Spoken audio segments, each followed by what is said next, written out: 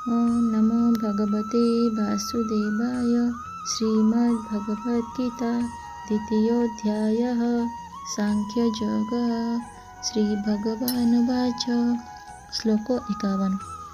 कर्मजं बुद्धियुक्ता हि फलं त्यक्त्वा मनीषिणः जन्मबन्धात् पदं गच्छन्त्यनामयम्।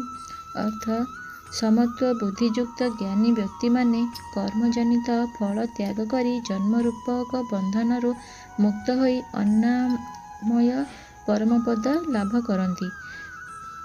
समस्ते तो कर्म करती किंतु जे कर्मर कौशल जानती से जोगी, कारण से कर्म करी मध्य कर्मफलरु बंधन मुक्त।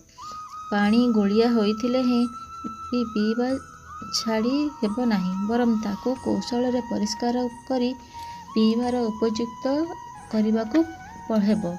सेहीपरि कर्म छाड़बाकू हेब नाही, अथच कौशल रे कर्म करी जन्म बंधनरु मुक्त हेबाकू हेब।